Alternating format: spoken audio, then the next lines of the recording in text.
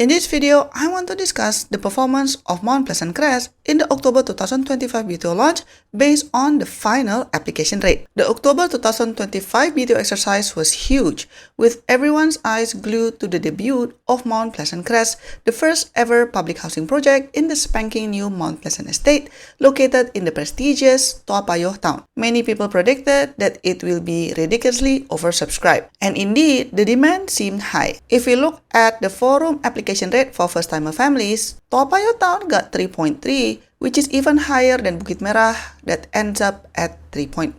But it seems that for other flat types, the application rate for Payoh is less than Bukit Merah, where we have the berlayar residences that is basically like the biggest rival for Mount Pleasant Crest. So for example, for 2-room flexi application rate for seniors, Bukit Merah ended up with 2.7, whereas Payoh ended up with 2. For 2-room flexi application rate for first-timer singles, Payoh ended up with 5.2, while Bukit Merah ends up at 7.4. And for 3-room, the application rate for Payoh doesn't even hit 1, which was a big surprise. If we want to argue that in general, demands are softer for 3-room if the project is categorized as prime or plus.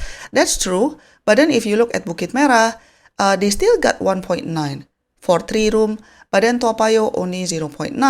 So this clearly indicates that Payoh demand is kind of muted versus expectation. In fact, if you look at this chart, which is basically comparing between the total demand for all flat types, we can see that Payoh is not even the second position, it's on the third position. So Bukit Merah is the most in demand, followed by Yishun, and then Payoh is only the second runner-up. So this is very surprising that Payoh is not more neck-to-neck with Bukit Merah, and it even beaten by Yishun. This is quite a head-scratcher.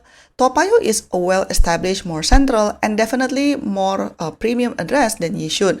We also expected it to be neck and neck with the other highly anticipated prime location launch in Bukit Merah, which included berlayar residences and redhill peaks. It appears that even with a premium location, buyers are getting picky. So what are the potential root causes? Why the unexpected hesitation from HDB flat applicants?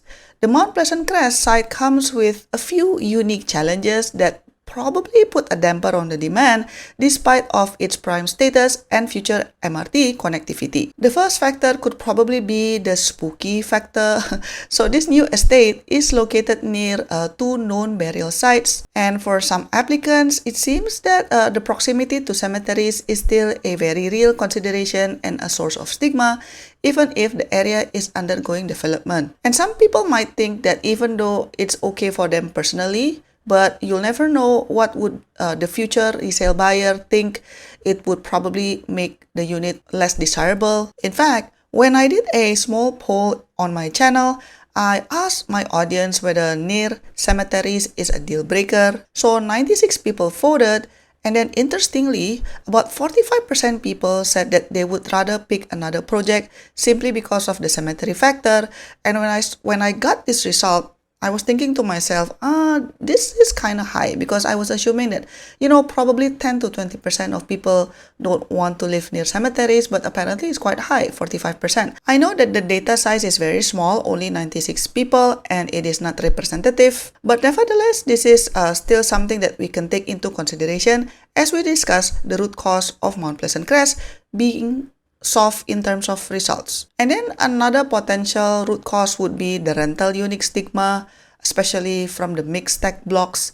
So I think this is a huge talking point that probably is not being discussed in the mainstream media. So the development has 4 blocks. One is purely dedicated to rental units. Another one is dedicated to purely BTO. However, for 2 other residential blocks, HDB has adopted a mixed stack model. This means the lower floors for 2-room flexi stacks are for rental flats, while the upper portion is for BTO flats. This seems to be a deliberate move, likely intended to promote social integration and arguably maybe help to cool down future resale prices by introducing the rental block element. However, we cannot escape that for some people, there's still a stigma regarding rental units, right? Because with this configuration, buyers of 3-room and 4-room units on the lower floors would be sharing the same lift lobby and general floor space with public rental tenants.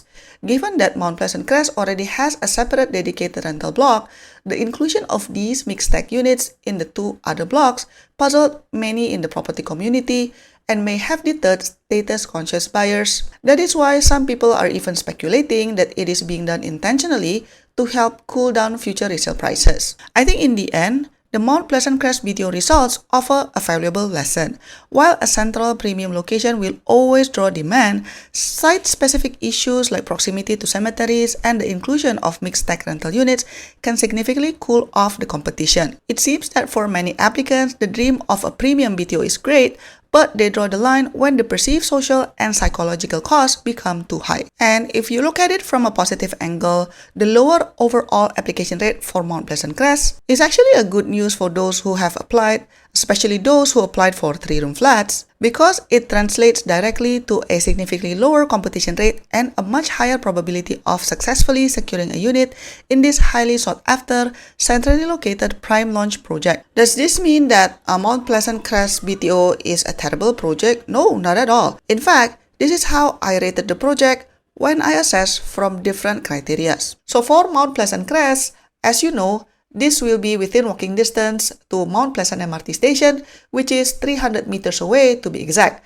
So, I will give this project 4 stars in terms of location. Regarding BTO entry price, according to HDB, a 4-room flat here will start from $558,000, which means I can only give Mount Pleasant Crest 1 star in terms of BTO entry price. Regarding potential resale value, according to HDB again, nearby resale transaction for a 4-room flat here can fetch up to $1.1 million.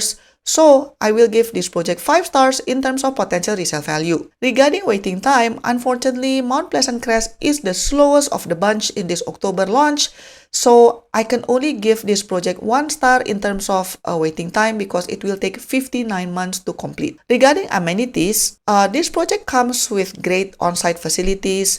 The area itself is still being transformed. So, within walking distance, you have limited amenities. However, you can always take a train ride or bus ride to nearby location. So I will give 4 stars for amenities of this project. Next up, how about school selections? So I counted the number of schools on the map, and according to our criteria, Mount Pleasant Crest can get 3 stars in terms of school selections. If we total all the numbers, the average is 3.0 for Mount Pleasant Crest out of 5 scales. But what do you think? Is there any other factor that is making Toa Payoh performance in this October not so high? Let me know in the comment section down below. And if you want to know more about the BTO projects upcoming in February 2026, don't forget to drop by my channel because I have plenty of content about this topic. To support my work, you can give a one-time tip by pressing the thanks button, pick the amount that you want, and click buy and send.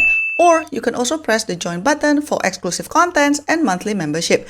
Your support means a lot to keep us independent. Thanks for watching, and I'll see you in my next video. Bye bye!